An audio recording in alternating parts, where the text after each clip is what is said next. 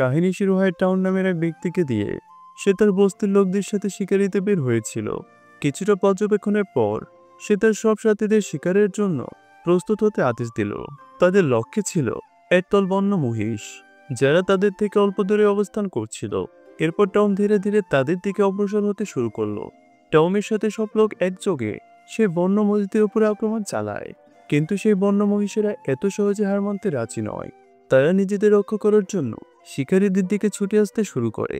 ঠিক তখনই সব শিকারী একসাথে তাদের দিকে বর্ষা নিক্ষেপ করে। ফলে আতঙ্কে সব মহিষেরা উল্টো দিকে দৌড়াতে শুরু করে। সেই দিকে ছিল একটা গভীর খাদ, আর চোখের পলকে সব মহিষ একে একে সেই খাদে ঝাঁপ দিতে শুরু করে। এখন পর্যন্ত সবকিছু টাউনের পরিকল্পনা মতোই চলছিল, কিন্তু হঠাৎ ওই বন্য মহিষ খাদে ঝাঁপ না দিয়ে কেডা নামের এক ছেলের দিকে ছুটে যায়। আসলে এটি কেডার জীবনের প্রথম শিকার ছিল। অভিজ্ঞতার অভাবে সে সেই মহিষকে দেখে ভয়ে দৌড়াতে শুরু করে, কিন্তু পিছন থেকে মহিষটা এসে তাকে ধাক্কা দেয়। ফলে সে মাটিতে পড়ে যায়।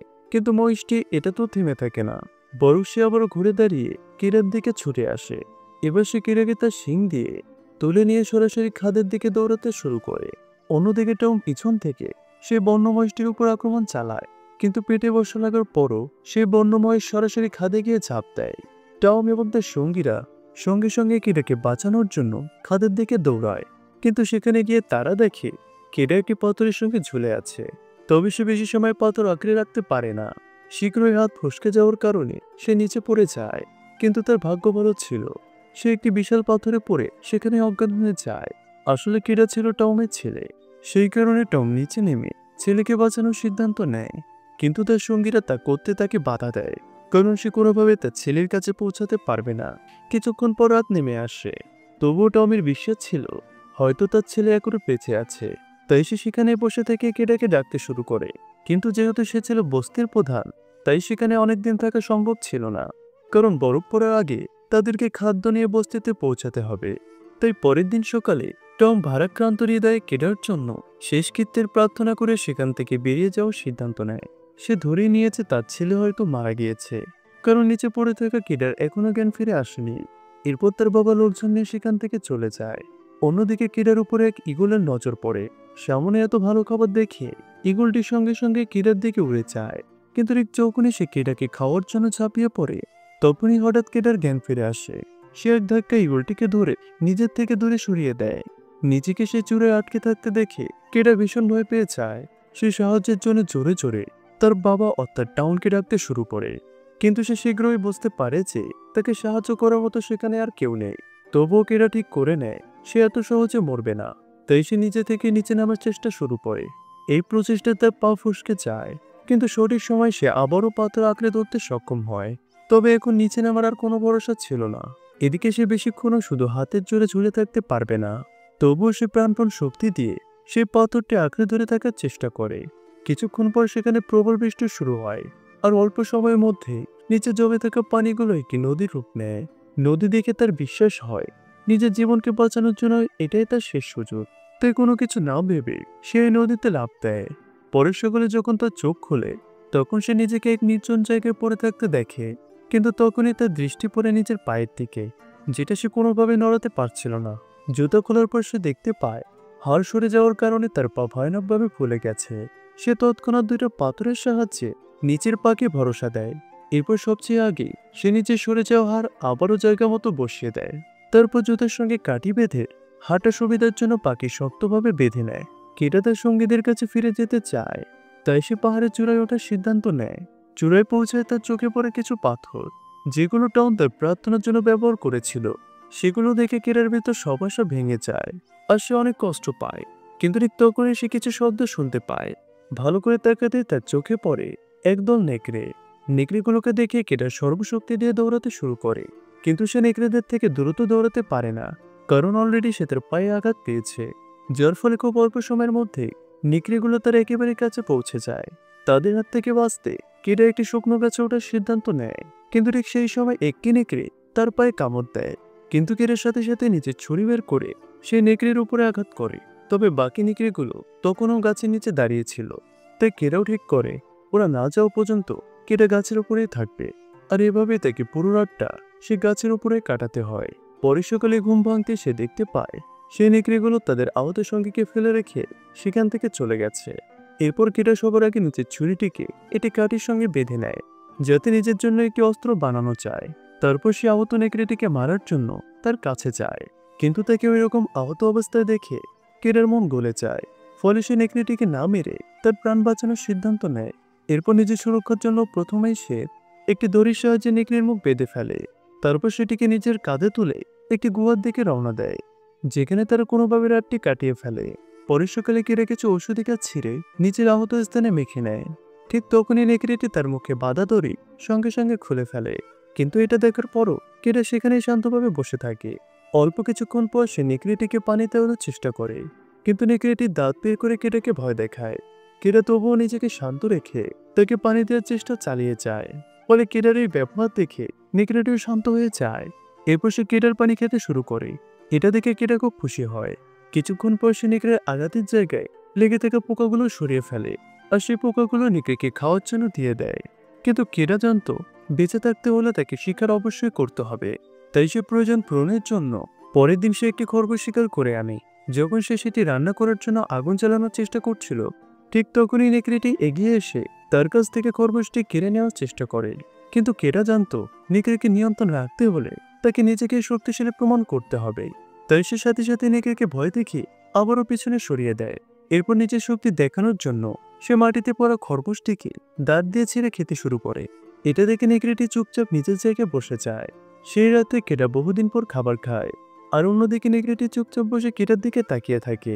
অল্প কিছুক্ষণ পর কেটা তাকেও খাবার দেয়, কিন্তু সে নেকড়েটিকে পরিষ্কারভাবে বুঝিয়ে দেয় যে খাবার খাওয়ার জন্য কেটার অনুমতি নিতে হবে। পরের কয়েকদিন বিশ্রাম নেওয়ার পর কেটা বরফ ফেরার আগে নিজের বাড়ি ফেরার সিদ্ধান্ত নেয়, কিন্তু সে নেকড়েটিকে সঙ্গে নিয়ে যেতে পারবে না। তাই সে নেকড়েটিকে তার নিচের পরিবার খুঁজে নিতে বলে, কিন্তু নেকড়েটি সেখান থেকে নড়ার জন্য একেবারে রাজি ছিল না। তাই কেটা তাকে সেখানেই রেখে একা ঘরে ফেরার সিদ্ধান্ত নেয়। কিন্তু বাইরে বের হতে নেকড়েটি আস্তে আস্তে তার পিছু নিতে শুরু করে।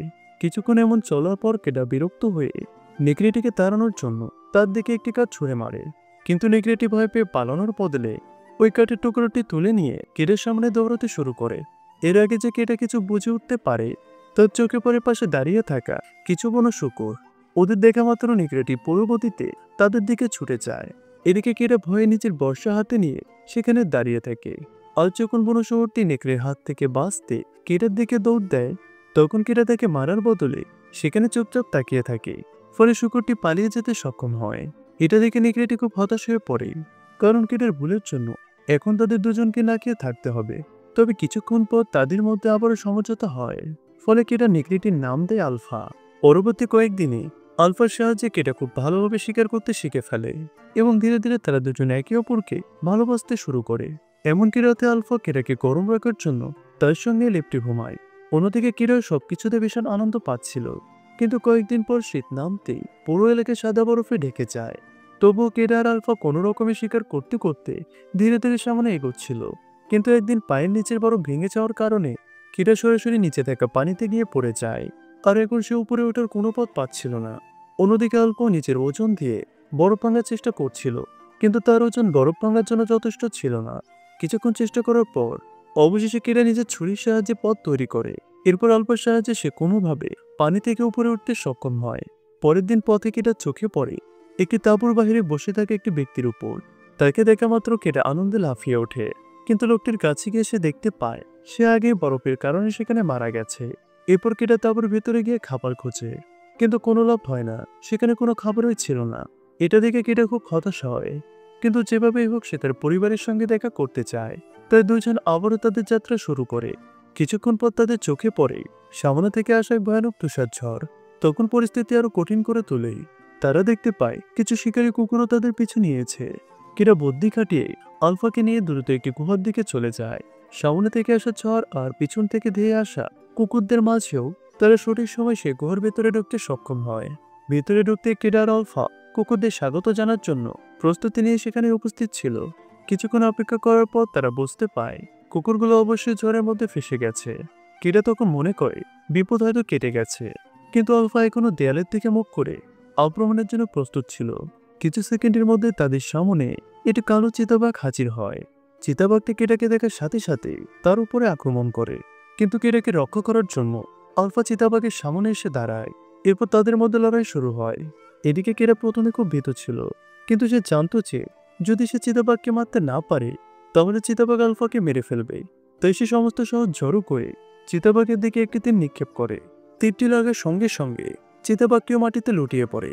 তখন কেরা আলফাকে ডাকতে শুরু করে, যে কিনা চিতাবাঘের শরীরের নিচে পড়েছিল। এদিকে কেরার বারবার ডাকার পর আলফা নিজেকে চিতাবাঘের ভিতর থেকে নিজেকে মুক্ত করে। এরপর সে কেরা দেখে আসার চেষ্টা করে, কিন্তু আহত থাকার কারণে সে সেখানেই পড়ে যায়। এদিকে কেরা জানতো আলফা অনেকবার তার জীবন রক্ষা করেছে, সেজন্য সে যে কোনো পরিস্থিতিতে আলফাকে নিজের সঙ্গে বাড়ি নিয়ে যাবে। পরের দিন সকালে তারা আবারও নিজের গন্তব্যের দিকে যাত্রা শুরু করে। কিছু ঘন্টা পর তাদের চোখে পড়ে একটি পাথর, যার উপর কেরার বস্তির চিহ্ন ছিল। এর মানে তারা এখন বাড়ি থেকে খুব বেশি দূরে নয়। অন্যদিকে ধীরে ধীরে আলফার পদক্ষেপ তার আঘাতের কারণে দুর্বল হয়ে যাচ্ছিল। কিছুক্ষণ পর সে অবশেষে নিচে পড়ে যায়। এদিকে কেটা যাচ্ছিল আলফা যে কোনোভাবে তার বাড়ি পৌঁছার, কিন্তু আলফার মুখ দেখে সে বুঝতে পারে এখন সে আর নিজের পায়ে দাঁড়াতে পারবে না। কিন্তু কেটাও এত সহজে হাল ছাড়ার মানুষ নয়, সেজন্য সে দ্রুত আলফাকে নিজের কাঁধে তুলে আবারও সামনে এগোতে শুরু করে। এরপর তারা রাতভর এভাবে চলতে থাকে। পরের দিনও তারা তাদের সাহসের উপর নির্ভর করে অনেক পাহাড় পার করে। অবশেষে সে একটি স্থানে পৌঁছে তার বস্তিকে দেখতে পায়। কেটা তখন আলফাকে নিজের কাঁধে তুলে সরাসরি তার বস্তির দিকে ছুটে যায়, কিন্তু কিছু দূর গিয়ে সে সেখানে পড়ে যায়। অন্যদিকে টম কেটাকে সামনে জীবিত দেখে অনেক বেশি অবাক হয়ে যায়। সে সঙ্গে সঙ্গে কাছে এসে তার ছেলেকে ধরে। ঠিক তখন কেটার মাও সেখানে পৌঁছে যায়, যিনি তার ছেলেকে দেখার আশা ছেড়ে দিয়েছিলেন। এদিকে কেটাও তার মা বাবাকে দেখে ভীষণ খুশি হয়, কিন্তু তখনই সে তার পিতাকে যে কোনো পরিস্থিতিকে আলফাকে রক্ষা করতে বলে। এটা বলে সে সেখানে অজ্ঞান হয়ে যায়। এরপর যখন তার চোখ খোলে তখন সে জানতে পারে আলফা অনেকগুলো বাচ্চা জন্ম দিয়েছে। এর মানে আলফা আসলে একজন মহিলা নেকড়ে ছিল, যে কিনা পুরো যাত্রায় গর্ভবতী থাকা সত্ত্বেও কেডার পুরোপুরি সঙ্গ দিয়েছে আর বিপদ থেকে তাকে বারবার বাঁচিয়েছে। এই সত্য জানতে পেরে কেডার আলফার প্রতি ভালোবাসা আরো বেড়ে যায়। আর এখানে সিনেমাটি শেষ হয়ে যায়। তো বন্ধুরা, ভিডিওটি কেমন লাগলো অবশ্যই কমেন্ট করে জানাবেন। ভালো লাগলে লাইক করে দিবে। দেখা হবে পারে নতুন কোনো ভিডিওতে। ততক্ষণ অবধি ভালো থাকবেন।